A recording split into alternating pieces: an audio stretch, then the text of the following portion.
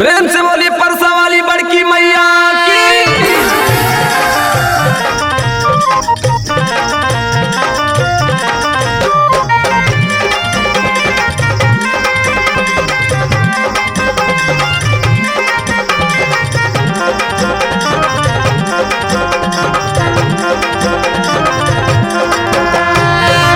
परसा माफी आईली बड़की मैया दशहरा वो सवार हो के तेरा वो सवार हो के हो ए माई हो घरे घरे तू ही पूजा लू की रूपा वह हजार लेके हो ए माई हो घरे घरे तू ही पूजा लू की रूपा हजार लेके हो।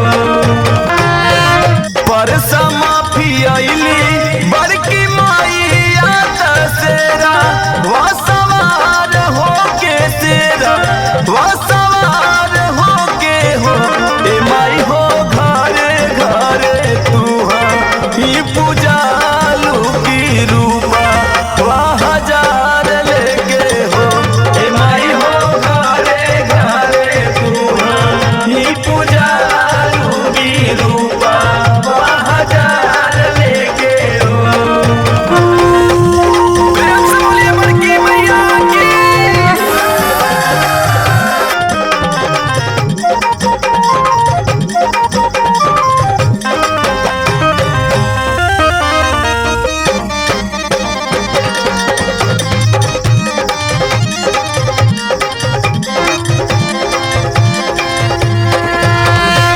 मंगलवार रहले शुभ दिनावा की चैता के महीनावा की चैता के महीनावा हो ए माई हो शंख गदा सोहे तीर सुलिया की हाथ में कटार लेके हो ए माई हो घरे घरे तू ही पूजा लू की रूपा हजार लेके हो।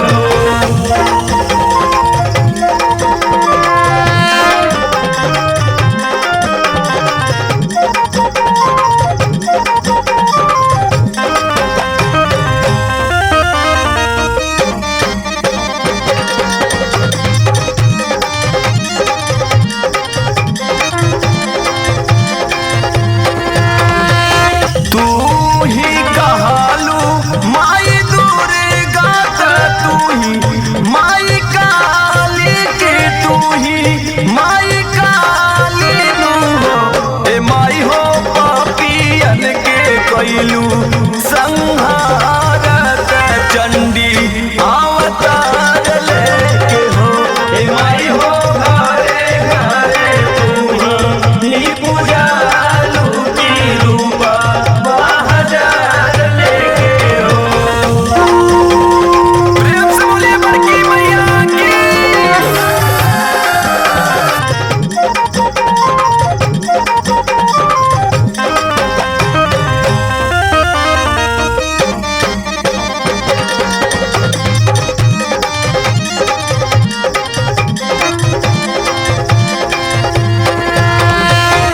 मल्लू मधुरी के बोलवले बारू पाचा रागव वाले बारू पाचा रागव वाले बारू हो यही मुके सजी के आई लुआंगनावा की खुशी आया पार लेके हो ए माई हो घरे घरे तू ही पूजा